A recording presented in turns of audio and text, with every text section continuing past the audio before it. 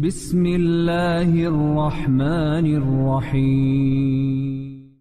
Ketika Nabi SAW kemudian melihat bahwa Mughith sangat mencintai Barirah, sementara Barirah tidak suka dengan Mughith, akhirnya kemudian Rasul meminta untuk kembali, tetapi Barirah menolak. Kemudian Nabi SAW ngomong sama Abbas ibn Abdul Muttalib, ya Abbas, ala ta'jab min hubbi Mughithin Bariratan wa min bughdi Barirata Mughithan. Wahai Abbas, tidakkah kau lihat bagaimana cintanya Mughith kepada Barirah dan bagaimana bencinya Barirah kepada Mughith? Dari sini Nabi SAW tidak ikut campur soal cinta dan benci, ya kan? Karena Rasul, agama Islam yang dibawa Rasul tidak pernah masuk dalam persoalan itu. Itu persoalan hati. Islam tidak masuk dalam persoalan hati. Makanya Nabi sendiri soal kecintaan tidak adil. Nabi sendiri soal kecintaan loh ya, perasaan ya, itu tidak adil. Karena Nabi SAW lebih mencintai Aisyah Ummul Mukminin dibandingkan istri lainnya. Makanya ketika istri-istri yang lainnya kemudian cemburu, kenapa Nabi SAW sangat mencintai Aisyah? Tidak sebagaimana beratnya cinta Aisyah kepada mereka. Mereka mengutus Fatimah. Gara-garanya kalau Rasul digiliran Aisyah, banyak para sahabat yang ngasih hadiah. Tapi ketika kemudian digiliran istri-istri yang lain, tak ada pula hadiah masuk. Kenapa sahabat memilih memberi hadiah kepada Rasul di saat Rasul giliran Aisyah? Coba ikhwan, kalau kita tinggal bersama orang yang kita cintai, pasti hati kita senang. Tapi kalau kita tinggal dengan orang yang tidak kita cintai, biasa-biasa saja. Jadi sahabat tahu kalau Rasul di rumah Aisyah, wanita yang paling dicintainya, pasti Rasul senang. Dan mereka ingin memberikan hadiah di waktu Rasul sedang senang. Makanya Sa'ad bin Mu'adz, Sa'ad bin Ubadah, hampir setiap pekan ketika Rasulullah SAW di rumah Aisyah selalu ngasih hadiah terbaik. Itu pula yang membuat cemburu istri-istri yang lainnya. Makanya bergeraklah istri-istri yang lainnya, diutuslah siapa? Fatimah. Ngomonglah sama bapak, itu jangan gitu katanya. Bilanglah sama-sama sahabat-sahabat tuh, kalau ngirim hadiah janganlah di rumah Aisyah saja, di rumah kami pun kirim hadiah, gitu maksudnya. Kan itu. Akhirnya kemudian Fatimah ngomonglah sama Nabi. Kata Nabi SAW, ya Fatimah, apakah dirimu cinta bapakmu? Kata Fatimah, tentulah. Siapa yang tidak cinta seorang anak kepada ayahnya? Kata Nabi SAW, tapi ayahmu hanya cinta kepada Aisyah, maka cintai Aisyah sebagaimana aku cinta kepada dia. Kenapa Rasulullah SAW bicara seperti itu? Karena tidaklah ada satupun wahyu yang turun di rumah istri-istri Nabi kecuali di kamar Aisyah. Jadi wahyu itu turun kalau Rasul di rumah, itu biasanya ketika Rasul berada di giliran Aisyah. Makanya kamar Aisyah itu kamar wahyu, karena Jibril selalu turun di situ. Itu yang membuat Nabi SAW makin cinta dengan Aisyah, sampai Amr ibn As radhiyallahu an bertanya kepada Rasul, siapa orang yang paling anda cintai wahai Rasul? Dengan tegas Rasul mengatakan Aisyah. Kata Amr bin As, setelah Aisyah siapa? Rasul, itu kan perempuan, kalau laki-laki siapa? Maksud hatinya Amr ngomong begitu itu mungkin Rasul menunjuk dirinya, karena dia yang bertanya. Rupanya Rasul mengatakan abuha, bapaknya. Kata Amr bin As, setelah Abu Bakar siapa lagi? Umar. Setelah Umar siapa lagi? Utsman. Lah aku giliran keberapa Rasul? Ma'asyiral muslimin yang dimuliakan Allah Azza wa Jalla. Saya ulangi dari awal bahwa perasaan hati Islam tidak pernah menyentuh. Islam itu hanya menyentuh persoalan amal saja. Baik, kita akan masuk pada kisah-kisah cinta yang terlarang. Ma'asyiral muslimin yang dimuliakan Allah Azza wa Jalla, kata cinta ini adalah kata yang menyibukkan semua orang, mau mukminnya, mau kafirnya, mau tuanya, mau mudanya, mau laki-lakinya, mau perempuannya, semua disibukkan dengan kata cinta. Sebab tanpa cinta hidup tak berguna, katanya. Tanpa cinta juga dunia tidak akan seimbang. Tapi cinta yang seperti apa, kan begitu? Ma'asyiral muslimin yang dimuliakan, sebelum saya menceritakan tentang kisah cinta yang terlarang, terkadang menghantarkan kepada membunuh orang, terkadang menghantarkan kepada membunuh diri sendiri, terkadang membuat orang sakit parah, kita akan melihat satu kisah yang menarik sebelum masuk kepada kisah-kisah ini. Kisah Ashabul Ghar. Dahulu di zaman Bani Israel, Nabi SAW mengkisahkan tentang kisah Ashabul Ghar. Ghar itu artinya gua. Jadi ada 3 orang yang masuk gua karena safar, kemudian istirahat di gua. Rupanya pula dinding gua roboh batunya sehingga mereka tidak bisa keluar. Salah satu di antara 3 orang ini bertawasul. Apa tawasulnya? Dia mengatakan, Allahumma innaha kanat li bintu ammin ahbabtuha ka ashaddi ma yuhibbur rijal an-nisa fatalabtu minha fa'abat alayya hatta ataituha bi mi'ati dinarin. Kata dia, ya Allah, dulu ada seorang wanita, dia anak dari paman, sangat cantik, aku pun mencintainya. Sebagaimana laki-laki mencintai perempuan, seperti itulah sukanya aku dengan dia. Aku memintanya, meminangnya, dia tolak. Dia tidak suka dengan aku. Kemudian satu ketika dia dan keluarganya sedang kesulitan. Datang mereka kepadaku meminjam uang, dan aku pun pinjamkan uang sebanyak 100 dinar. 100 dinar, banyak 100 dinar. Tetapi dengan syarat dia harus berzinah dengan diriku.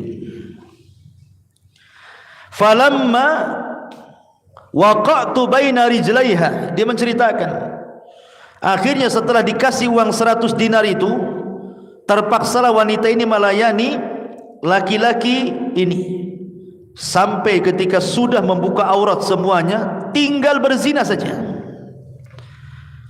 Tiba-tiba perempuan ini mengatakan kepadaku, ya Abdullah, ittaqillah, bertakwa aku kepada Allah, wala taftah al-khatim illa bihaqqihi, janganlah kau membuka cincin kecuali dengan cara yang benar.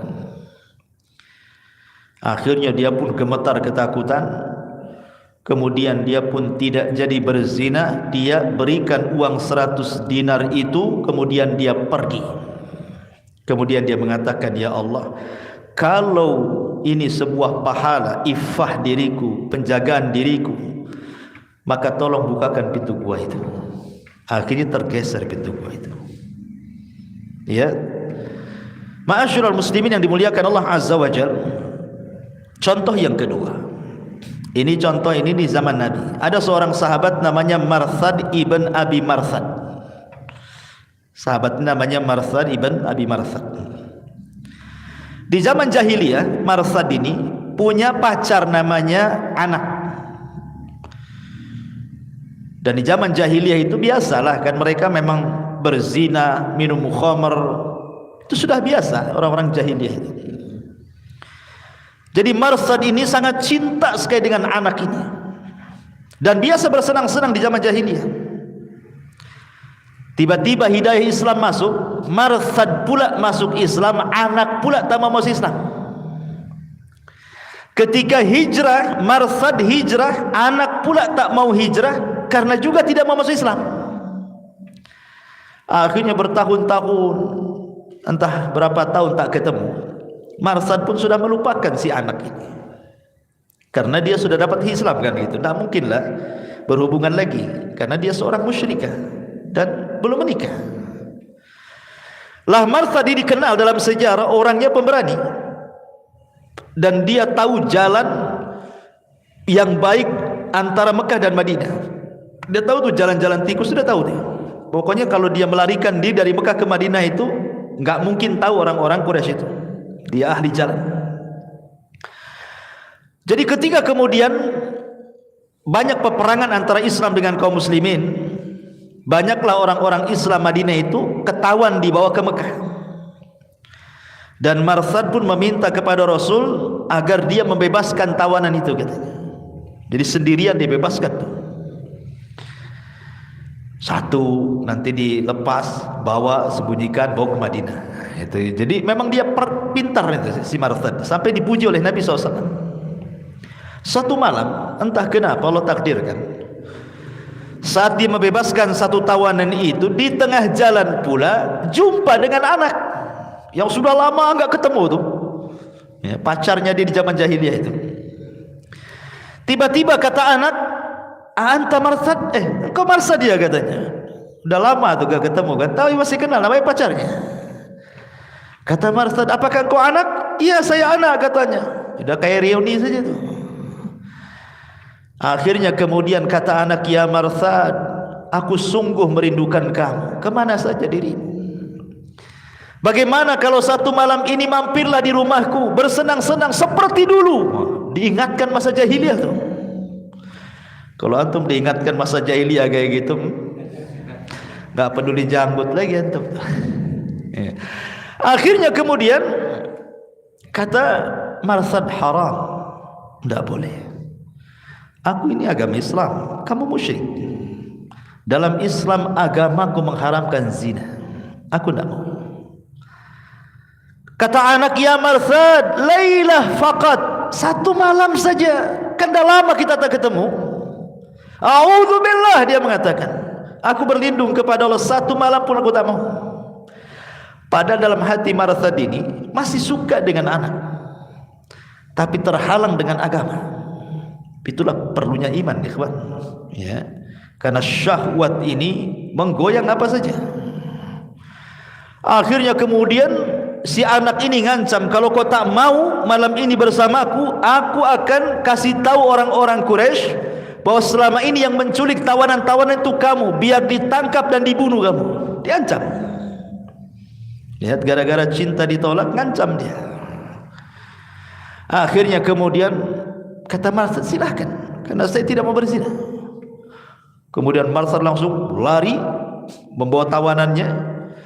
Kemudian si anak ini berteriak-teriak tuh dan mengatakan, para pembesar Quraisy, tahukah kamu siapa yang suka menculik-culik tawanan itu? Dia Marsad, orangnya ada di sini, katanya.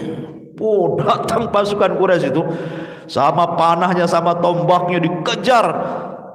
Tapi Marsad, saya katakan dari awal, orangnya cerdas, dia tahu jalan. Ya, jadi orang kafir Quraisy itu ngejar ke sana, dia ke sini pula kan itu. Akhirnya selamatlah dia sampai kota Madinah, melarikan tawanan. Akhirnya kemudian dia berjumpa dengan Nabi SAW, berceritalah dengan Nabi SAW tentang pertemuan dia dengan anak, karena dia bagaimanapun masih suka dengan si anak, apalagi si anak gitu ya, cinta dengan Marsad luar biasa. Dia cerita, "Ya Rasulullah, ketika aku membebaskan tawanan itu, aku berjumpa dengan pacarku lama di zaman jahiliyah, dan aku masih suka dengan dia. Bolehkah aku datang kepada pacarku dulu dan aku menikah dengan dia?" Nabi tidak menjawab malam itu. Kemudian malam berikutnya Marsad datang lagi bertanya dengan hal yang sama. Baru Nabi menjawab dan mengatakan, "Maaf, kemarin saya tidak jawab karena Jibril belum turun memberikan jawabannya." Malam ini Jibril turun memberikan jawabannya. Apa kata Nabi SAW? Ya Marthad, qala Allah azza wa jal, az-zaniyatu az-zaniyatu la yankihu illa zaniyan. Afan, az-zani la yankihu illa zaniyatan aw musyrikatan, waz-zaniyatu la yankihuha illa zanin aw musyrikin wa harrama dzalika 'alal mu'minin. Turun ayat ini. Az-zani, laki-laki pezina, la yankihu illa zaniyatan, tidak boleh menikah kecuali dengan wanita pezina atau wanita musyrik. Dan wanita pezinah tidak boleh menikah kecuali dengan laki-laki pezinah atau musyrik, dan yang demikian itu diharamkan bagi orang-orang yang beriman. Gimana lagi? Ayat sudah turun. Mau cinta segede gajah pun ayat sudah turun, tak bisa kecuali anaknya masuk Islam, kan itu ya. Apalagi wanita pezinah ya. Dari sini Marthad berusaha untuk melupakan si anak itu. Nah ini kan mantap nih cinta yang seperti ini ya. Ada lagi satu kisah. Kisah di zaman dulu dikisahkan oleh Imam Ibnul Qayyim rahimahullahu ta'ala. Jadi anna fatan minal ubad, jadi dahulu di zaman dulu itu ada seorang anak muda rajin ibadah. Masya Allah, ibadahnya luar biasa. Karena Bani Israel terkenal kalau cerita-cerita ahli ibadah itu luar biasa mereka itu. Entah kenapa ahli ibadah ini, dia melihat ada seorang wanita, suka pula dengan wanita itu. Tapi dia mencoba ingin menghalalkan wanita itu. Dia datang kepada ayahnya dan meminangnya. Tapi ayahnya menolaknya. Dipinang lagi, ditolak lagi. Dipinang lagi, ditolak lagi. Berkali-kali meminang, berkali-kali pula ditolak. Ya, mau apa kan? Walaupun dia sudah cinta dengan laki-laki itu, wanita dengan perempuan itu juga cinta dengan dia, tapi terhalang dengan orang tuanya, tak bisa juga. Dari sini risalah kepada siapa? Kepada orang tua. Kalau kita punya anak gadis, nampaklah ada bujang, dia soleh dan berakhlak, kata Rasul, nikahkan dengan dia. Kalau tidak, masalah. Akhirnya ma'asyiral muslimin yang dimuliakan Allah Azza wa Jal, laki-laki soleh ini di zaman dulu akhirnya tak mau lagi melanjutkan percintaannya. Dia mau dengan cara halal, ditolak, tidak mungkin pula dengan cara haram, kan gitu. Tapi si gadis ini nekat. Akhirnya dia mengirim surat kepada si laki-laki tadi. Dalam isi suratnya dia mengatakan, fa in syi'ta fataqaddam. Kalau engkau mau, silahkan wahai fulan, kapan pun kau mau aku akan datang ke rumahmu, kita bersenang-senang. Karena orang tuanya sudah mengizinkan. Akhirnya kemudian anak muda ahli ibadah ini tidak mau, bahkan dia kirim surat. Kirim surat balasan. Lihat bahasanya. Dalam surat balasan itu dia mencantumkan satu syair, as'aluhal halala wa tad'u qalbi ila ma la uridu minal harami kadda'i ala fir'auna ilaihi wa yad'unahu nahwal athami fadhalla mun'iman fil khuldi yas'a wa dhallu fil jahimi wa fis saqami. Orang dulu kalau balas surat kan pakai pantun lah kalau bahasa kita aja ya. Kalau anak muda zaman dulu kalau balas surat itu kan pantun-pantun tuh. Bacanya saya sampai pingsan tuh. Tengok pantunnya kan. Jadi dia mengatakan as'aluhal halal, aku sudah meminta dengan cara halal, sementara dirimu memanggil untuk yang haram, katanya. Seperti seorang dai, maksudnya Nabi Musa di zaman Fir'aun. Dia mengajak kepada Allah, tapi mereka orang-orang Fir'aun itu mengajak kepada perbuatan dosa.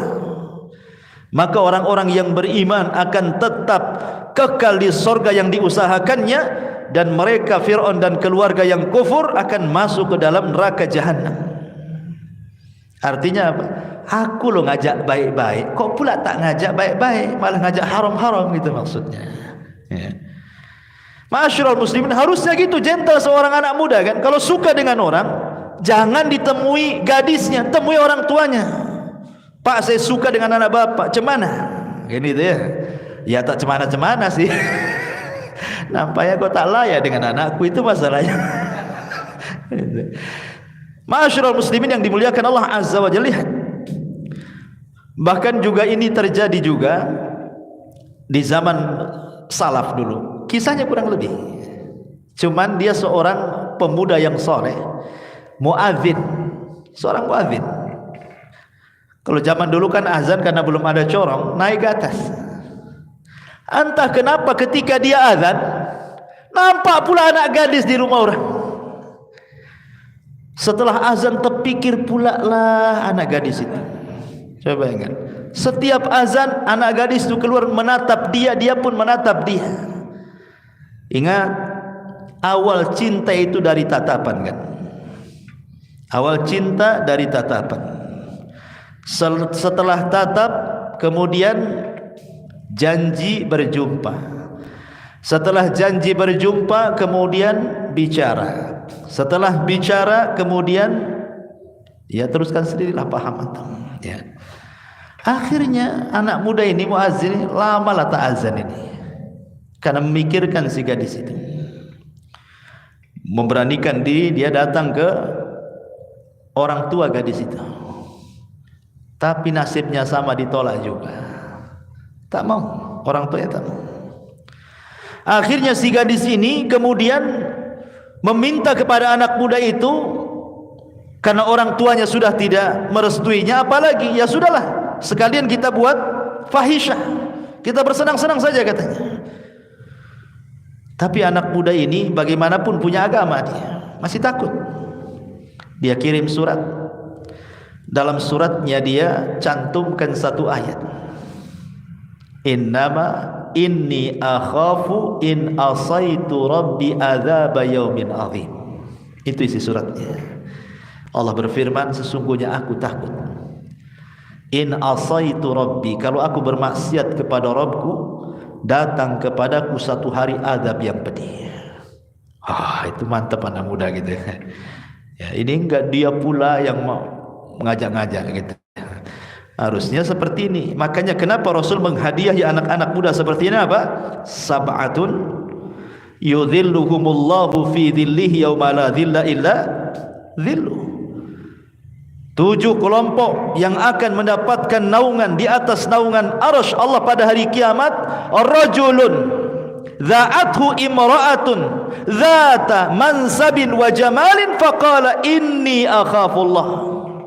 Seorang laki-laki yang dipanggil oleh seorang wanita cantik, punya kedudukan, ngajak zina, tapi dia mengatakan aku takut kepada Allah Subhanahu wa taala. Persis seperti Yusuf ketika digoda oleh Julaiha, wanita cantik, tapi Yusuf mengatakan ma'adallah, aku berlindung kepada Allah. Sampai diancam, kalau kau tak mau kupenjarakan. As-sijnu ahabbu ilayya, penjara lebih baik bagiku daripada melayani kamu. Itu kan mantap ikhwannya ya. Ma'asyiral muslimin yang dimuliakan, jangan dibalik. Melayanimu lebih baik dibandingkan penjara. Itu antum itu kan. Ma'asyiral muslimin yang dimuliakan Allah Azza, itu contoh-contoh cinta yang benar. Tapi di sana ada cinta ikhwan yang enggak benar. Terkadang cinta itu sampai membunuh dirinya, bahkan terkadang membunuh orang. Di zaman Abdullah ibn Abbas radhiyallahu anhu, ada anak muda menangis bersimpuh kepada Abdullah ibn Abbas radhiyallahu anhu. Kata Abdullah ibn Abbas, ada apa dengan kamu? Maka pemuda ini mengatakan, ya ibn Abbas, aku suka dengan seorang wanita. Khatabtuha, aku khitbah baik-baik dia, tapi dia menolak cintaku. Tiba-tiba datanglah anak muda yang lain melamar dia, diterima pula lamarannya. Sakit hatiku katanya. faqataltu, aku bunuh wanita itu. Daripada aku tak dapat, bagus dia pun tak dapat, gitu maksudnya. Sama-sama tak dapat. Faqataltu, aku bunuh dia. Apakah aku ada tobat karena sudah membunuh orang yang kucintai? Maka Abdullah bin Abbas mengatakan, ahayyun walidaik, apakah masih hidup kedua orang tuamu? Dia mengatakan ya. Kemudian kata Abdullah bin Abbas, berbuat baiklah kepada kedua orang tuamu. Ada salah satu muridnya Ibnu Abbas bertanya, wahai guru, orang ini bertanya, saya sudah membunuh orang, jawabanmu masih hidup kedua orang tuamu. Gak nyambung jawabannya. Kata Abdullah bin Abbas, saya jelaskan maksud saya. Allah Subhanahu wa taala berfirman, innal hasanat yudhhibnas sayyi'at. Kebaikan itu bisa menghapus keburukan. Dan di mataku tidak ada kebaikan yang paling besar melebihi anak berbuat baik kepada orang tuanya. Boleh jadi kalau dia bertobat sudah membunuh orang, kemudian dia baik dengan orang tuanya, kebaikan kepada orang tuanya bisa menutupi dosa pembunuhannya. Gitu maksudnya. Tapi di sini lihat, gara-gara cinta apa? Membunuh. Betapa banyak hari ini orang cemburu dibunuh kan? Belum pun menikah, dia sudah bunuh pacarnya. Entah berbagai macam kasus, entah dia sudah berhubungan, akhirnya kemudian hamil, dimintai tanggung jawab, tak mau, dibunuh pula pacarnya. Kan aneh kan? Berarti cintanya itu hanya syahwat saja. Dan banyak kasusnya, ada yang bunuh diri dua-duanya karena enggak direstui, yang perempuan enggak direstui keluarganya, yang laki-laki juga sama, sepakat ke hotel minum racun, dua-duanya mati. Itulah kadang-kadang cinta ini bisa bunuh orang. Ma'asyiral muslimin, ada satu kisah namanya kisah Urwah dan Afra. Kisah Urwah dan Afra. Dikisahkan Urwah ini ya'ishu fi baiti ammihi. Jadi Urwah itu hidup di rumah pamannya. Walidu Afra ba'da wafati abi. Karena ketika itu dia meninggal, bapaknya meninggal, sehingga dia akhirnya ngikut sama pamannya. Lah kebetulan pamannya ini punya anak gadis, namanya Afra. Ya, jadi Urwah hidup sama pamannya, di rumah pamannya pula ada anak gadis, gitu ceritanya. Sebenarnya mereka berdua itu dari kecil sudah kenal karena memang satu rumah. Akhirnya hidup sampai akhirnya besar, tertanamlah kecintaan Urwah kepada Afra dan Afra kepada Urwah ini. Akhirnya kemudian dia ingin meminang anak gadis pamannya ini. Kata pamannya, enggak apa-apa, kamu akan dikawinkan dengan putriku, tapi syaratnya engkau harus membayar sekian-sekian maharnya. Ma'ruf kalau di Arab kan ngeri-ngeri kalau nikah kan, makanya banyak bujang-bujang lampu karena enggak sanggup bayar mahar kan. Padahal para ulama mereka sudah berusaha memfatwakan supaya murah, tapi keterkalahkan adatnya kan itu. Akhirnya okelah kalau gitu, dia pun berusaha untuk mencari uang untuk mahar kepada pamannya itu, biar bisa menikahi anaknya. Masalahnya uang yang begitu besar itu tidak bisa dicari seminggu, 2 minggu, sebulan, 2 bulan, itu tidak bisa, harus bertahun. Pergilah dia cari pekerjaan. Subhanallah, setelah namanya mengejar cinta itu pasti sungguh-sungguh, ikhwan, gak akan malas karena ada tujuan ingin meraihnya kan gitu. Seperti kisah Nabi Yakub saat dia hendak menikah dengan Rahil, anak pamannya. Kata bapaknya Rahil, Laban itu, boleh kau menikahi anakku tapi kau bekerja 7 tahun menjadi penggembala kambing-kambingku. Kata Nabi Yakub, enggak apa-apa. Rupanya 7 tahun jadi penggembala kambing, merawat kambing pamannya. Setelah 7 tahun dia minta sama pamannya, saya sudah 7 tahun bekerja kepadamu, kau janji akan menikahi Rahil denganku, katanya. Rupanya kata Laban pamannya, tidak bisa. Syariat zaman dulu, kalau kakaknya belum menikah, adiknya tidak boleh nikah. Itu masalahnya. Rupanya masih ada juga kan adat seperti ini kan. Ya. Ini kan syariat Bani Israel yang kayak gini-gini ini. Ya. Akhirnya lemes lah Yakub ini. Secara otomatis akhirnya apa? Yang harus dinikahi adalah kakak daripada Rahil. Siapa? Lia. Dia tidak suka dengan Lia. Dia sukanya dengan Rahil. Akhirnya dia harus menikah dengan Lia. Tapi karena masih cinta dengan Rahil, dia ngomong lagi sama Laban pamannya, saya harus menikahi Rahil karena itu wanita yang ku cintai. Kata pamannya, nggak apa-apa, tapi kau harus bekerja 7 tahun lagi gitu. 7 tahun lagi, bayangkan. Dan syariat dulu boleh berpoligami, menggabungkan 2 saudari. Tapi syariat Islam kan tidak boleh. Kakak beradik gabungkan dalam poligami itu kecuali meninggal salah satunya. Ya. Akhirnya karena cinta itu penuh dengan pengorbanan, ya kerja lagi 7 tahun. Bayangkan 14 tahun dia menanti menikah dengan Rahil. Tapi begitulah cinta dikejar. Lah anak muda ini sama ini kisahnya Urwah dengan Afra ini. Ma'asyiral muslimin yang dimuliakan Allah Subhanahu wa taala. Akhirnya dia pun bekerja lama. Sudah dapat uang, pulanglah dia ingin melamar anak putri pamannya. Tetapi kemudian dibohongi sama pamannya bahwa anaknya sudah meninggal. Apa enggak ngenes sih kawan? Supaya bekerja bertahun-tahun cari uang untuk menikah, dihabarkan calonnya pula mati. Sedihlah. Akhirnya dia ngurung diri.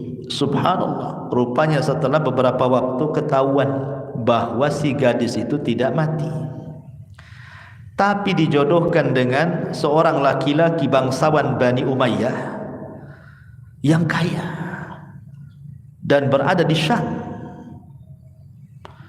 Dari situ dia kecewa berat. Ya gimana coba kan? Selama ini pamannya yang ngomong kau harus mencari uang sekian-sekian untuk jadi maharnya. Terpaksalah dia pergi dan mencari pekerjaan selama itu. Setelah datang dibohongi, anaknya sudah meninggal. Setelah beberapa waktu rupanya kawin sama orang. Apa enggak lebih sakit itu? Ya. Akhirnya dia pun karena cinta banget, dicarilah alamatnya si gadis itu. Di mana nih rumah suaminya itu? Karena cintanya dicari sampai ke Syam. Ini kan kejadiannya di Bani Umayyah ya kan. Ma'asyiral muslimin yang dimuliakan Allah Azza wa Jalla, karena kerasnya dia mencari rumahnya, ketemu pula. Ini suami yang baru tidak tahu kalau itu bekas pacar lamanya. Tidak tahu. Ya dijamu biasa saja kan, karena kan Bu, kalau tahu itu bekas pacar lamanya kan tentu kita pun tidak mau cemburu lah ya kan gitu. Karena disangkanya itu juga pernah hidup di rumah pamannya, otomatis disangka saudaranya kan. Ya dijamu begitu saja. Akhirnya kemudian dia menatap gadis itu juga menatap dia. Benih-benih cinta itu masih ada, tapi terhalang karena dia sudah menikah. Akhirnya ma'asyiral muslimin yang dimuliakan Allah Azza wa Jalla, dia pun karena melihat nampak bahagia dengan suaminya yang baru, maka pulanglah dia. Setelah pulang dia tidak pernah keluar dari rumahnya. Akhirnya sakit murung kurus, berakhir dengan kematiannya. Mati karena cinta. Lah, ketika dia mati, ini yang perempuannya kedengaran. Bagaimanapun masih ada cinta juga dia. Akhirnya dia lempar cincinnya. Cincin si laki-laki suaminya ini, karena dia tertambat hatinya, dia merasa salah gitu kan. Kenapa dia meninggalkan orang yang mencintainya, kemudian dia mau dengan orang yang tidak dicintainya? Entah kenapa dia pun sakit, suaminya pun bingung kenapa dia sakit. Setelah ajal, dekat-dekat ajalnya, dia baru bercerita. Kemudian dia pun mati, kemudian dikuburkan di sampingnya. Lihat, gara-gara cinta orang bisa mati, kawan. Ya. Ma'asyiral muslimin yang dimuliakan Allah Azza wa Jalla. Kemudian juga ada kisah namanya Abdullah dengan Hindun. Abdullah dengan Hindun. Ini pun kisah-kisah yang dicantumkan dalam kisah-kisah Arab. kisah-kisah ini diambil dari zaman-zaman Bani Umayyah, Bani Abbasiyah gitu kan. Ma'asyiral muslimin yang dimuliakan Allah Azza wa Jalla. Jadi kisahnya seperti ini. Suatu ketika Abdullah ini dia punya kambing banyak, penggembala. Zaman dulu kan kekayaan dilihat dari banyaknya ternak gitu ya. Jadi kambing-kambing dia itu diarahkan ke sumur untuk minum. Jadi ada semacam penangkaran air, tempat air di mana kambing-kambing minum di situ. Entah kenapa kemudian datanglah seorang perempuan namanya Hindun, bawa kambing-kambing juga. Jadi wanita pun biasa menggembala. Waktu saya dulu belajar di Yaman tuh banyak anak wanita-wanita Yaman yang badui-badui itu kuat-kuat. Anda nggak kepikir dia gendong kambing sampai naik bukit. Wanita-wanita Yaman tuh, dia kambing dipikul gini sampai naik tuh. Kadang dari atas ke bawah, dari bawah ke atas. Anda bisa bayangkan mikul kambing, perempuan. Antum aja nggak yakin dari sini ke pasar jodoh situ. Oh, udah pinggang rontok semua kan ya. Pulang asam urat kumat kan ya. Jadi rupanya ketika kambing-kambingnya si Hindun ini datang, kambing-kambingnya pula Abdullah lari ketakutan. Jadi kambingnya si Hindun yang minum di situ, kambing dia yang ketakutan. Marahlah si Abdullah sama si Hindun ini gara-gara kambingnya terusir. Si Hindun pula dimarahi, malah ketawa, malah menggoda. Karena hari-hari ketemu jatuh cinta pula akhirnya. Subhanallah, gara-gara kambing tuh jatuh cinta. Jadi penyebab jatuh cintanya gara-gara kambing.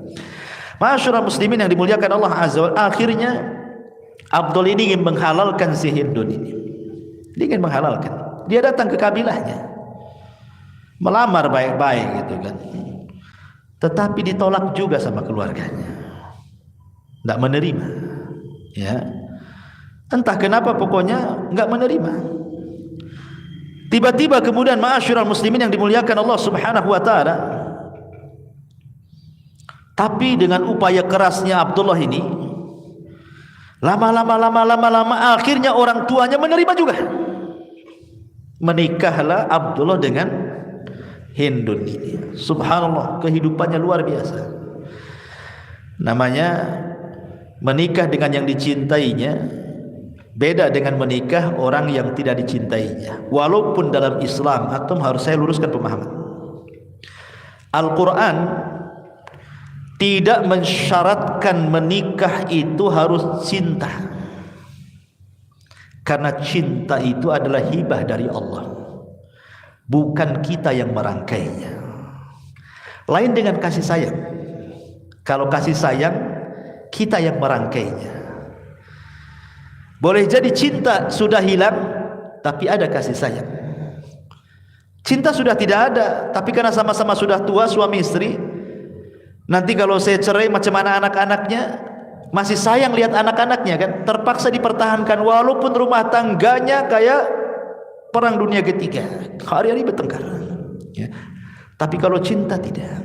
Cinta itu yang merangkai Allah. Makanya apa kata Al-Quran? Wa min ayatihi an khalaqalakum min anfusikum azwaja litaskunu ilaiha wa ja'ala bainakum mawaddata wa rahmah. Dan Allah jadikan kalian mawaddah, perasaan cinta. Jadi cinta dalam Islam itu terbentuk setelah menikah, bukan sebelum menikah. Karena terkadang kita dijodohkan, oh ada akhwat bagus di sana, kemudian kita ta'aruf, ya kan? Ta'aruf begitu saja, mandang satu kali saja. Habis itu besoknya dibilang cocok nggak? Cocoklah katanya. Padahal belum ada cinta kan, hanya mungkin lihat parasnya cantik gitu saja, belum ada perasaan apa-apa. Karena ngebet ingin kawin aja sebenarnya kan. Tetapi lihat, setelah kemudian betul-betul ta'aruf sampai kemudian khitbah sampai menikah, Allah jadikan perasaan cinta di antara keduanya kan. Karena cinta itu bukan buatan kita, cinta itu buatan Allah. Makanya kenapa di permulaan ayat Allah mengatakan wa min ayatihi, dan dari tanda-tanda kuasa Allah. Jadi cinta itu kuasa Allah. Tidak mesti kemudian orang menikah itu didahului cinta gitu ya. Karena ada satu kisah seorang syekh bercerita. Kisah ini terjadi di Riyadh. Jadi ada anak muda ini, ya layaknya anak muda, masih jahat lah, masih suka mabuk gitu ya. Pokoknya kehidupan malam biasa. Cinta pula dengan seorang wanita. Wanita ini kurang lebih saja akhlaknya. Akhirnya si pemuda ini ngomong sama orang tuanya. Dia ngomong, saya ingin menikahi wanita itu. Kata orang itu nggak bisa, aku nggak rela katanya. Akhirnya laki-laki ini karena orang tuanya melarang, dia nurut sama orang tuanya, akhirnya nggak menikah. Sampai Allah takdirkan dia bertobat. Dia bertobat. Setelah dia bertobat, dia lupakanlah pacar dulunya. Akhirnya kemudian dia terpikir ingin menikahi wanita baik-baik. Dapat informasi dari kawannya, oh di sana ada wanita multazimah, wanita yang baik, wanita yang dididik di atas agama. Akhirnya dia memberanikan datang untuk ta'aruf dengan wanita itu. Ketika sudah nazar pertama, tidak ada perasaan apapun. Jadi melihat calonnya ini kan enggak pernah ketemu, hanya nazar satu kali, seperti dia melihat saudarinya saja, enggak ada syahwat, enggak ada apa-apa. Tapi setelah melihat itu, malamnya dia berdoa kepada Allah dan mengatakan, ya Rabb, aku menikah ini karena lillah, karenamu, bukan karena apa-apa. Dan aku menikah ini karena ingin mempraktikkan sabda Nabimu, fadfar biddati din taribat yada. Ambil yang baik agamanya, engkau akan bahagia. Kemudian dia tidur. Paginya dia bangun, entah kenapa hatinya tiba-tiba penuh dengan cinta, pengen menikah dengan wanita itu. Padahal kemarin waktu melihat, tidak ada perasaan cinta, sama sekali nggak ada. Jadi dia melihat, dia kayak melihat saudarinya, nggak ada perasaan apa-apa. Tapi malamnya dia berdoa, ya Allah, aku menikah itu betul-betul karena mengharap redamu, karena mempraktikkan sunnah Nabimu, fadfar bidati din taribat yadak. Tidur, tiba-tiba paginya kepengen kalau pagi itu dia menikah juga. Entah kenapa cinta itu tiba-tiba Allah kasih. Dia langsung ngomong sama orang tuanya, mah ayo lamar, sekarang juga nikah katanya. Takut kena dosa lama-lama. Betapa banyak orang-orang yang tidak ada cinta di awal, tapi setelah menikah timbul pula cinta, kan?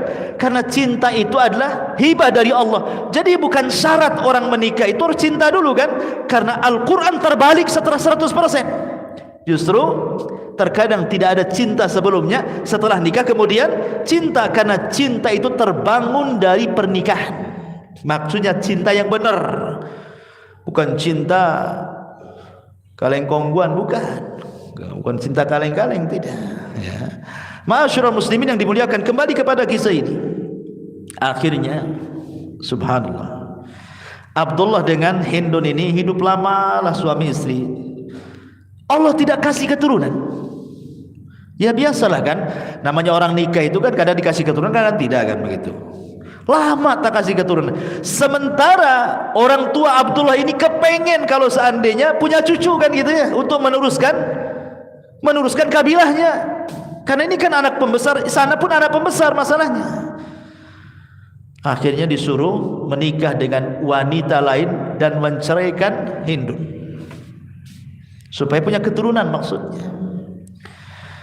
Karena dipaksa sama keluarganya, sama kabilahnya Abdullah ini, padahal dia nggak mau pisah dengan Hindun.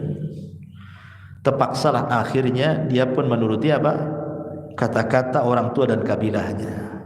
Diceraikannya pula si Hindun ini, padahal lagi cinta-cintanya, lagi senang-senangnya dengan istrinya. Akhirnya dia pun menikah dengan wanita lain. Ma'asyiral muslimin yang dimuliakan Allah Azza wa Jalla. Tapi masalahnya setelah wanita lain, karena juga menikah dengan wanita yang tidak dicintainya, kan enggak bagaimana gitu ya kan. Antum cinta dengan istri dipaksa untuk pisah, tiba-tiba dijodohkan dengan orang lain yang antum tidak suka, kan beda rasanya. Gimana perasaannya, kan beda gitu ya. Akhirnya Allah takdirkan dia pun tidak lama menikah, bercerai juga dengan yang barunya, karena dia terpikir dengan istri yang lama gitu kan, dan dia pengen kembali, tapi Allah takdirkan istrinya pula sudah nikah dengan orang. Karena melihat suaminya menceraikan dan nikah lagi, otomatis kan dia tidak bisa lagi ngambil suaminya, dia harus menikah lagi. Ketika dia dengar menikah lagi, setelah dia sakit, tak mau makan, tak mau minum, akhirnya Allah takdirkan mati juga dia. Mati karena cintanya. Cinta ini bisa membunuh, ikhwan. Ya. Tapi yang lebih parah lagi, cinta ini bisa membuat orang murtad. Sebagaimana pernah saya ceritakan kisah seorang anak muda yang mengkisahkan ini, seorang ulama namanya Abu Abdillah Al-Laghawi. Jadi Abu Abdillah Al-Laghawi ini menceritakan tentang kisah anak muda. Anak muda ini orang soleh.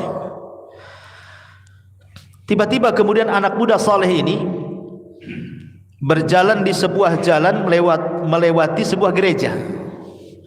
Rupanya di gereja itu ada seorang wanita biarawati, cantik parasnya. Karena hari-hari lewat depan gereja, akhirnya pandang-pandangan, tertanam kesukaan, mulai mendekat, terjadilah pembicaraan, kemudian jadilah cinta terlarang. Bagaimanapun dia muslim, satunya Nasrani, ya kan?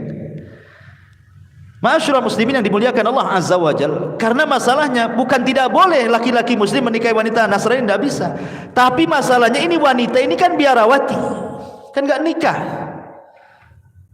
Kecuali dia keluar dari petugas gereja dulu, baru nikah kan itu. Dia masih biarawati di situ. Akhirnya karena terhalang dengan perkara-perkara sehingga dia tidak bisa menikah. Lama-lama kemudian dia sakit. Tak mau makan, tak mau minum, akhirnya kurus.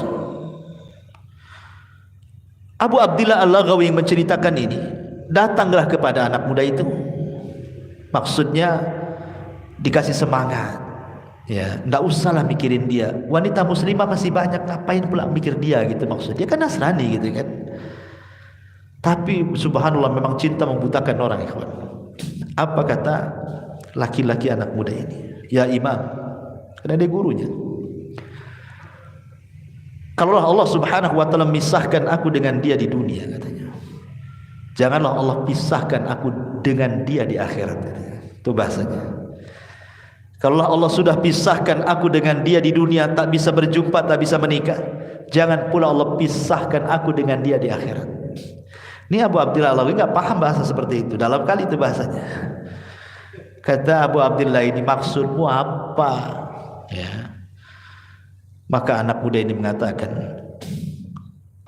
ushiduka anni kafartu bid-dini wa amantu bidiniha. Saksikan wahai imam, aku kufur dengan agamaku. Aku keluar dari Islam. Dan aku beriman dengan agama wanita itu. Aku masuk Nasrani, katanya. Dia pikir kalau sama-sama Nasrani di akhirat ketemu gitu maksudnya kan. Entah di neraka atau apa kan bertemunya kan. Dia pikir begitu. Marah Abu Abdillah ini, wahai hak celaka engkau, katanya. Tetapi Allah takdirkan usianya tak lama, laki-laki ini mati su'ul khotimah. Tapi Abu Abdillah ini berusaha menutupi kasusnya nih. Diceritakan sama orang. Setelah 1 tahun berlalu nih, rupanya si biarawati itu nasibnya sama. Ketika dia mendengar pacarnya meninggal, akhirnya dia pun sakit kurus, tak mau makan, tak mau minum. Akhirnya sakaratul maut juga. Abu Abdillah Al-Laghawi ini datang pula ke wanita itu, menziarahi, mau ngasih semangat hidup maksudnya. Rupanya kata wanita itu sama pula ngomong kayak anak muda tadi. Ya imam, kau sudah tahu masalahku dengan laki-laki itu, dan aku tidak mau berpisah dengan dia, katanya. Kalau Allah pisahkan aku di dunia, jangan Allah pisahkan aku di akhirat dengan dia. Kata imam, maksudmu apa? Amantu bidinihi wa kafartu bidini, katanya. Aku beriman dengan agama dia dan aku keluar dari Nasrani, katanya. Coba kan, terbalik-balik kan. Yang satu masuk Nasrani, yang satu pula masuk Islam. Apa enggak silang begini, ikhwan? Ya kan? Lihat bagaimana Allah pisahkan kedua-duanya. Di dunia sudah tak ketemu, Di akhirat pula tak ketemu. Macam mana di akhirat akan ketemu? Satu masuk Nasrani, satu masuk Islam. Ya enggak ketemu. Ya. Ma'asyiral muslimin yang dimuliakan, inilah kadang-kadang cinta ini bisa membuat orang murtad. Karena cinta ini melemahkan badan. Kadang-kadang gara-gara cinta itu sholat pun jadi lemas kan gitu. Pikir dia saja. Orang cinta, kalau cinta buta itu yang dipandang itu hanya si dia. Lihat tiang listrik nampak dia, kan itu ya. Pohon pisang nampak dia. Perempuan lewat tingginya sama, kok dia, padahal bukan. Dari belakang nampak dia rupanya nenek-nenek. Biasa orang cinta. Seperti kisahnya siapa? Laila Majnun. Ya, Laila Majnun.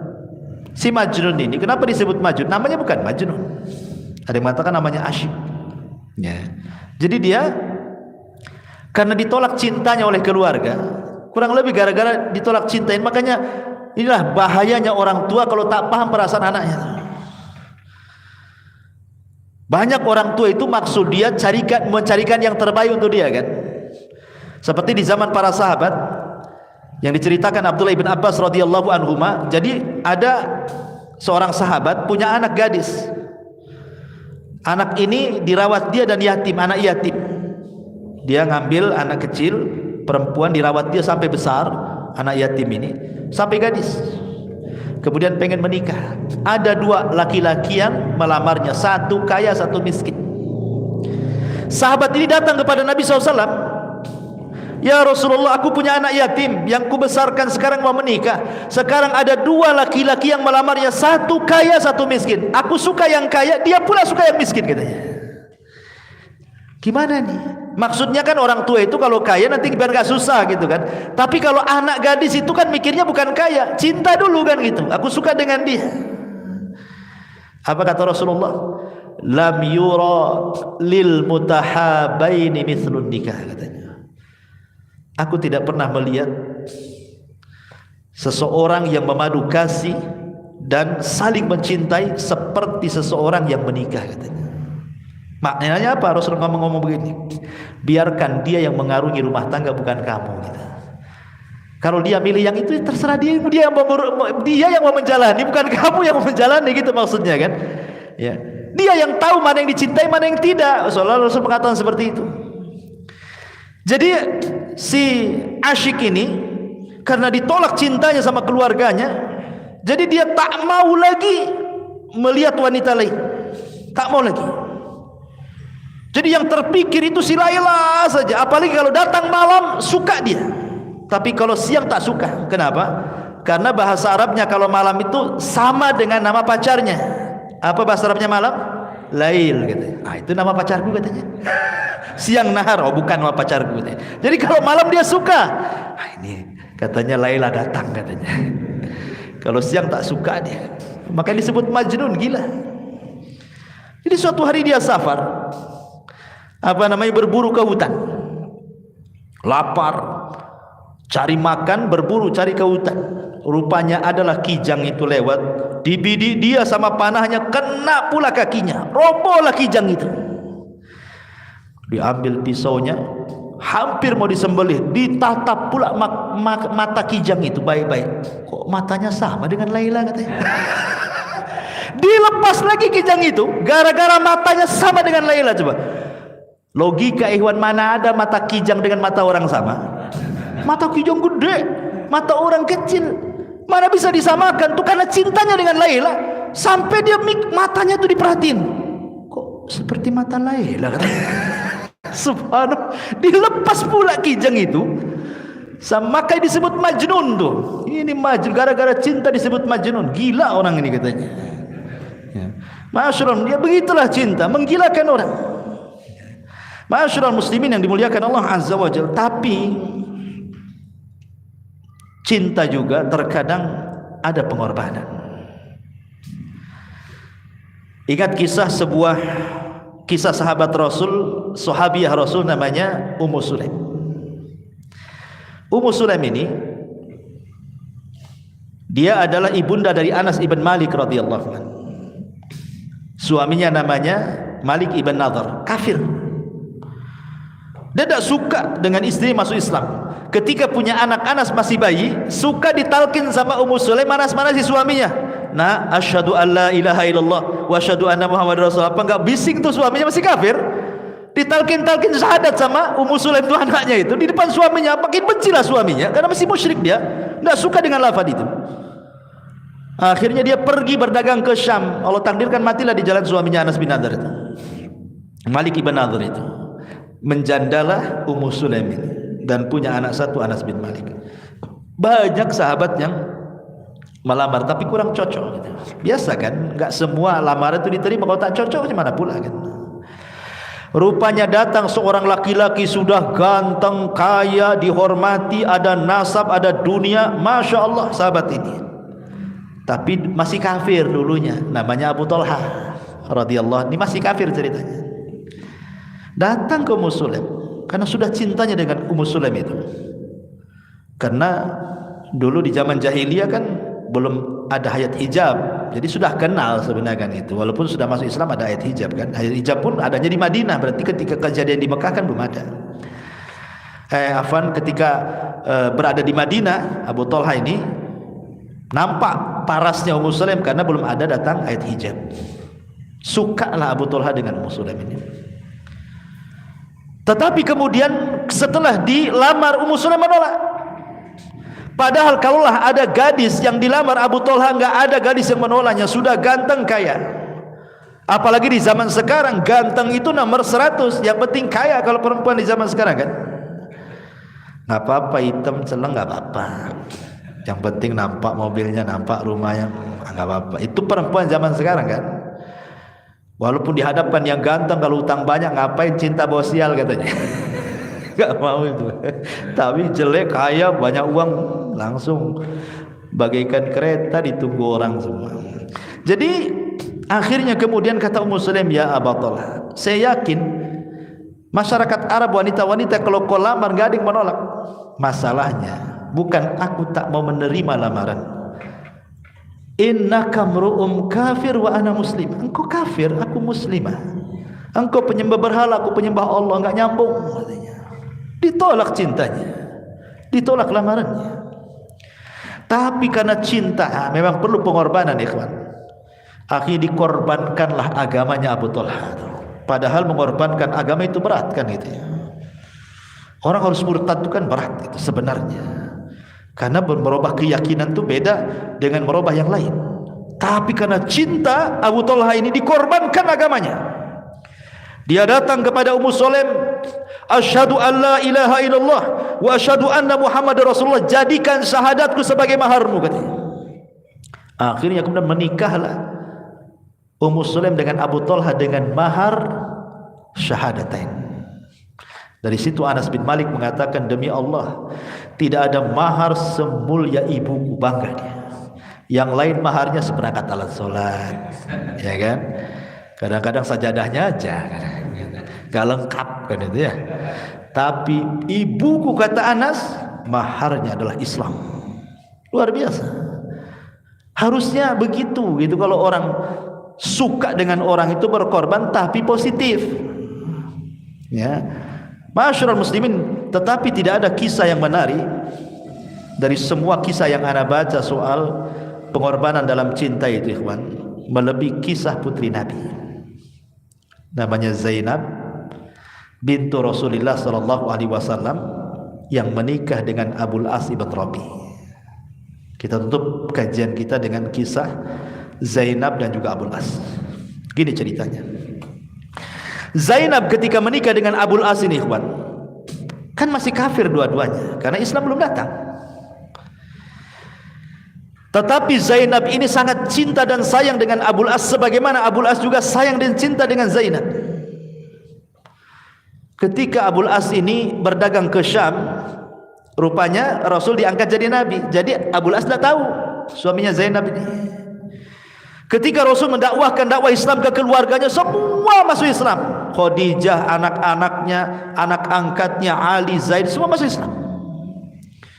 Datanglah Zaid Abul As ibn Rabi dari Syam, tidak tahu kalau istrinya sudah masuk Islam, dan dia pun tidak tahu kalau Rasul diangkat jadi nabi. Ketika sampai di rumah itu dikasih tahu baik-baik sama Zainab, wahai suamiku, sesungguhnya ayahku telah diangkat menjadi nabi dan rasul. Aku sudah beriman dengan dia dan tidak mungkin aku dustakan perkataannya. Aku kenal siapa bapakku. Asli, masuklah kau ke dalam agama bapakku, katanya. Oh, marah Abul As. Enggak mau saya. Kenapa Abul As? Kau tidak mau? Apa kata dunia, kata dia. Abul As masuk Islam gara-gara istrinya. Aib, katanya. Masa seorang suami kalah dengan istrinya? Tak mau saya. Kadang-kadang gengsi. Ya, nanti disangka suami-suami takut istri pula, katanya. Aku tak mau. Ini ujian pertama yang dialami oleh Zainab. Tak mau Abul As masuk Islam. Ujian yang kedua datang hijrah pula. Semua sahabat dan kaum muslimin dan Rasulullah hijrah dari Mekah ke Madinah. Zainab diuji nih, betul-betul diuji nih. Apakah dia harus pilih suaminya, ataukah dia harus pilih Rasul dan para sahabat dan kaum muslimin hijrah juga ke Madinah? Tapi karena cintanya Zainab dengan suaminya, dia minta kepada Rasul untuk diizinkan tinggal bersama suaminya. Dia korbankan agamanya. Tak apa-apalah aku tinggal di sini. Yang penting aku bersama suamiku dan anakku. Rasul mengizinkan. Kemudian semua hijrah, dia tetap bersama Abul As karena cinta. Ya. Kemudian ujian yang ketiga terjadi perang Badar. Terjadi perang Badar. Abu Jahal memaksa anak-anak muda Quraisy untuk terlibat kalau tidak diancam. Abul As tidak mau, tidak harus ikut di barisan tentara Abu Jahal. Yang dilawan siapa? Mertuanya Nabi SAW, ayahanda Zainab, istrinya. Ketika berangkat pasukan orang Quraisy, Zainab menangis tengah malam. Dia mengatakan, ya Allah, bagaimana kalau ayahku meninggal atau suamiku yang meninggal? Ini kan bingung nih. Dua-duanya manusia yang dicintainya. Yang satu bapaknya, yang satu suaminya. Maka dia terus berdoa kepada Allah dan mengatakan, Allahumma fadli abi, Allahumma ansur li abi wahfad li zawji, katanya. Ya Allah, tolonglah ayahku, jaga suamiku. Gimana lagi doanya? Ya Allah, tolonglah bapakku, jaga suamiku. Akhirnya terjadi perang Badar. Kaum muslimin pula menang. Datang ujian yang keempat. Tapi agak senang sedikit Zainab. Kenapa? Karena suaminya tidak mati dibunuh. Masalahnya suaminya jadi tawanan ayahnya. Ingat, kalau jadi tawanan bisa saja hukumannya dibunuh, ya kan? Tapi ketika itu adalah kebijakan dari Rasul karena ada ide dari Abu Bakar. Walaupun ketika itu Umar tidak setuju, dan ketika itu kebenaran ada di Umar. Turun surah Al-Anfal. Tapi karena di awal-awal Abu Bakar memberikan ide bagaimana kalau seandainya dibuat tiga tahap. Ada yang ditebus kalau dia punya uang. Kalau dia tidak punya uang dan punya ilmu menulis dan mengajar, dia mengajar 10 anak kaum muslimin setiap satu tawanan. Kalau tidak bisa, tetap dia jadi tawanan kaum muslimin, jadi budak. Lah kaum kufar Quraisy itu yang menjadi tawanan Badar itu semua menebus. Rasul duduk, datanglah harta dari Quraisy menebus entah saudaranya, entah bapaknya, entah anaknya, entah pamannya. Masalahnya Zainab ini diuji, dia orang miskin. Dia tidak punya uang untuk menebus suaminya.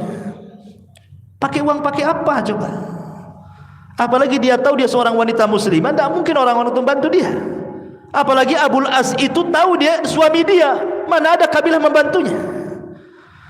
Terpaksalah dia memandang kalung yang dipakainya. Boleh jadi kalung ini bisa menebus suamiku. Padahal kalung itu adalah satu-satunya harta yang dipakai Zainab, hadiah dari ibundanya tercinta Khadijah saat malam pernikahan dia dengan Abul As bin Rabi. Paksalah dicopot tuh kalungnya, kemudian dikirim ke kota Madinah. Sampai di kota Madinah Rasul duduk. Ada orang datang bawa tebusan, nebusi anu, datang bawa tebusan, nebusi anu, bawa datang. Terakhir ada pula datang membawa tebusan.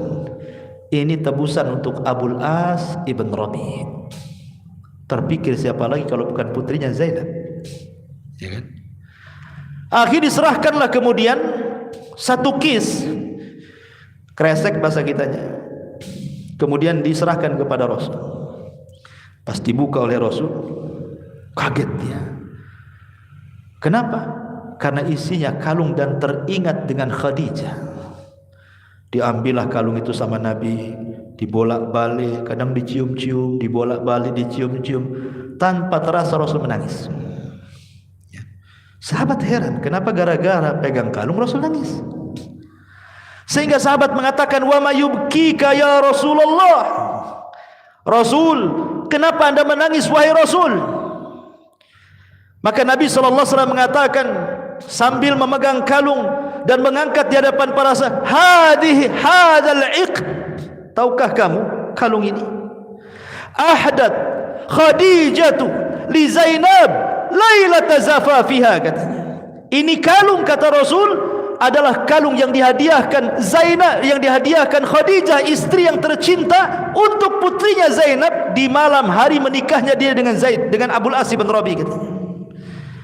Kata Nabi SAW, kalau kalian mau, boleh enggak kalung ini dikembalikan?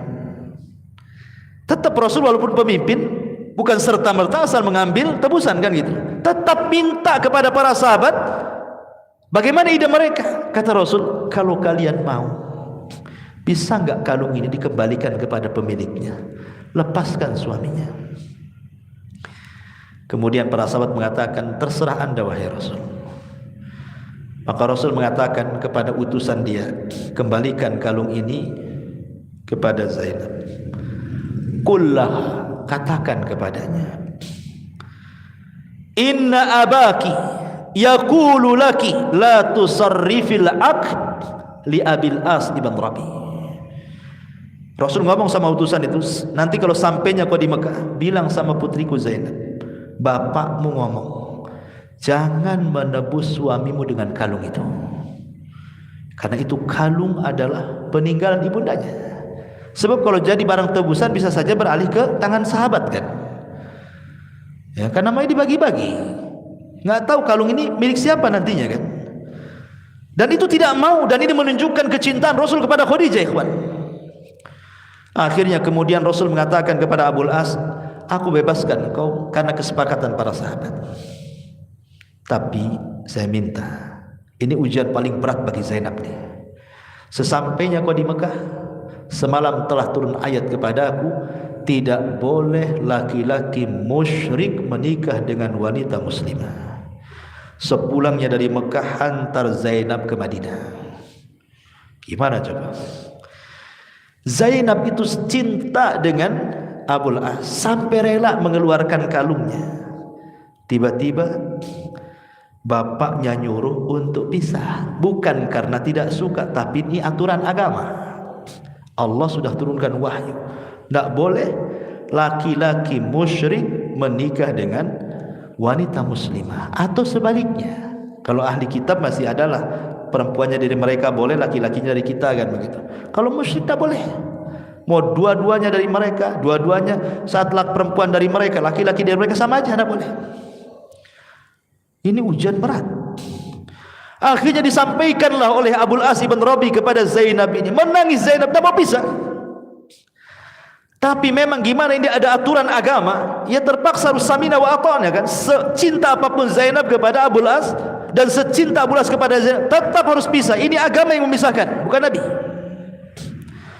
Akhirnya terpaksalah Abul As mengantarkan Zainab. Masalahnya dihantarkan siang-siang bolong pula. Ketahuan sama pembesar-pembesar Quraisy, dihadang di jalan. Zainab lagi hamil, ketakutan, keguguranlah bayinya.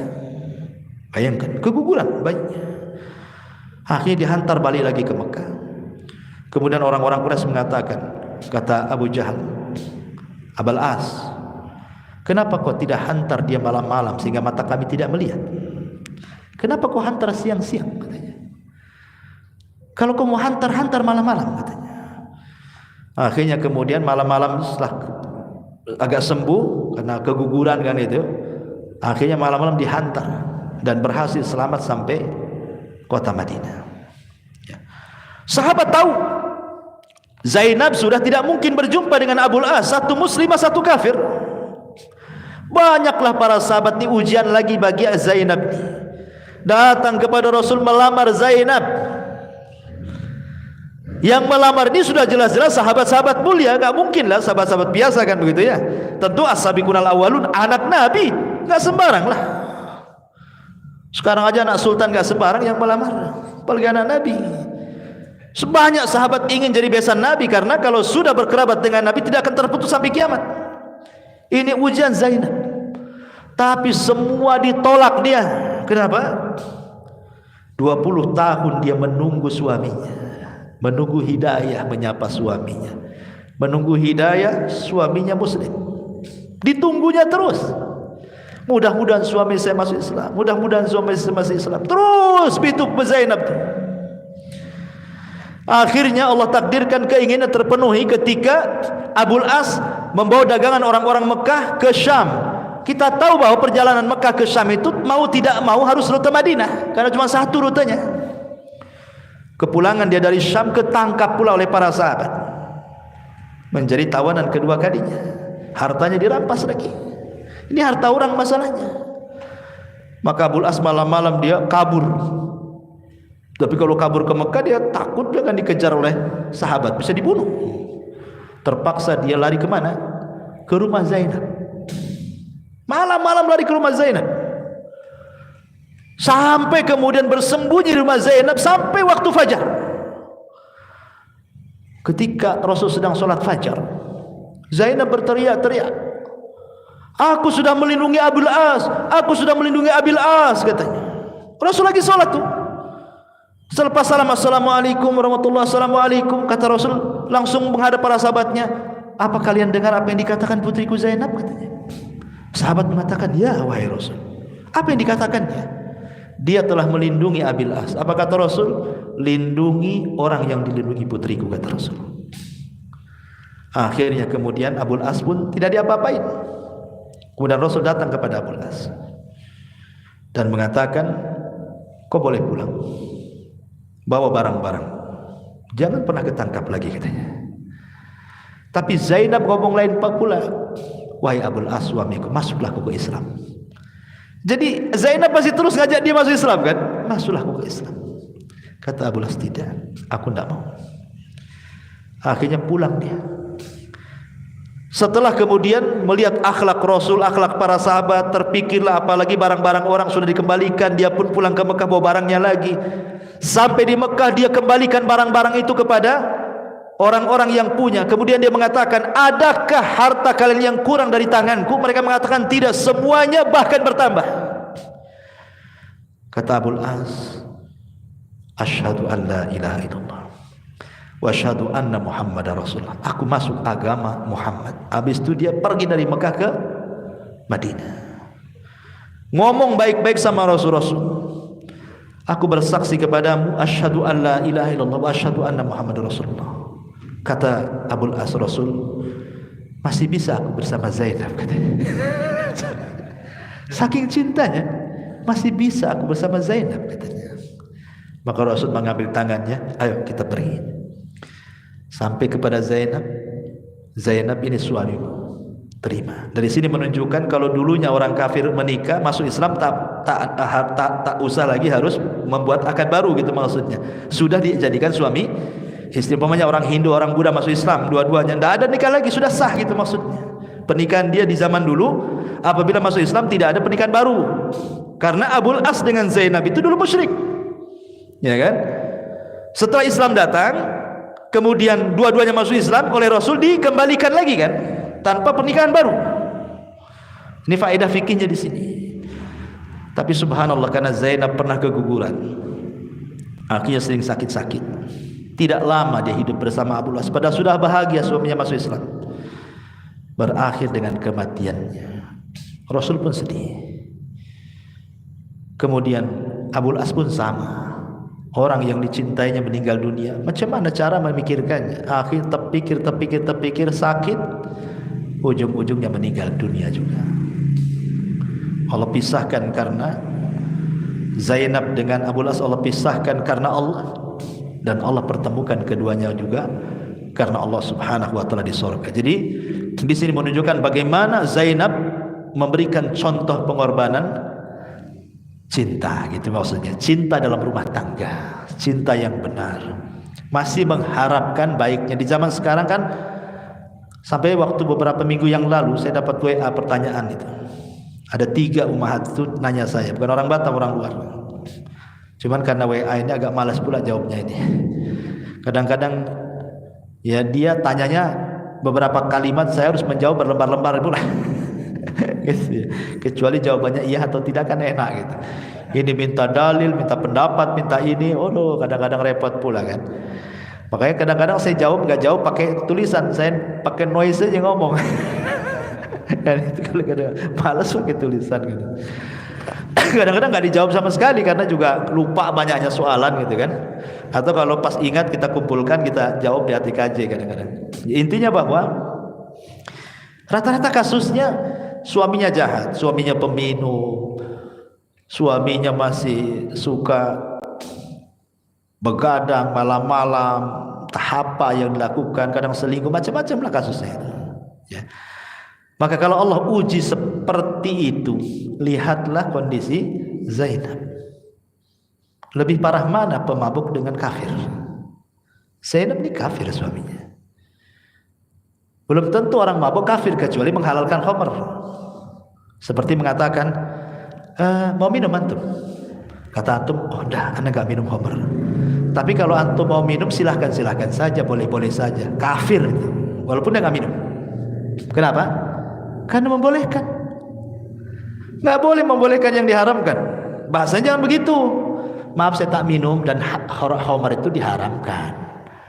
Harusnya kau jangan minum. Itu bahasa yang benar. Ini enggak. Saya sih enggak minum. Tapi kalau kau minum enggak apa-apa katanya. Itu sama menghalalkan yang haram kan itu ya, enggak boleh tuh. Ya. Walaupun kita tidak minum, kalau menghalalkan yang diharamkan atau mengharamkan yang halalkan, bisa kufur Anda. Masih mendingan minum tapi tahu dia haram, itu enggak haram, enggak keluar dari Islam. Dia masih mukmin. Tapi naqisul iman, kurang imannya karena terkalahkan dengan hawa nafsunya kan. Daripada tak minum tapi membolehkan, itu bahaya tuh. Jadi terkadang ada seorang wanita-wanita tidak sabar mendoakan suaminya ataupun menasihati suaminya, padahal sudah anak-anaknya banyak. Nanti belum tentu kalau cerai seandainya pun dapat suami, belum tentu lebih baik daripada suami yang pertama kan. Walaupun sebenarnya dibolehkan bercerai kan, tapi kalau sudah ada anak-anak, ya, apalagi anak-anaknya banyak kan, harusnya kan berpikir gitu ya. Nah, terkadang ada wanita-wanita yang kurang akal, terburu-buru. Apalagi kalau hanya kasusnya mungkin sepele saja. Ya banyak gara-gara sepele tengkar minta cerai. Wah ini otaknya didengkul nih. Ya. Jadi di sini ma'asyiral muslimin yang dimuliakan Allah Azza wa Jalla, ini pentingnya kita memahami kata cinta, meletakkan cinta pada sesuatu yang sudah difitrahkan oleh Allah Azza wa Jalla kepada manusia. Wallahu a'lam. Sampai di sini, mudah-mudahan ada manfaatnya. Subhanakallah bihamdika asyhadu an la ilaha illa anta astaghfiruka wa atubu ilaik. Wallahu ta'ala. Assalamualaikum warahmatullahi wabarakatuh.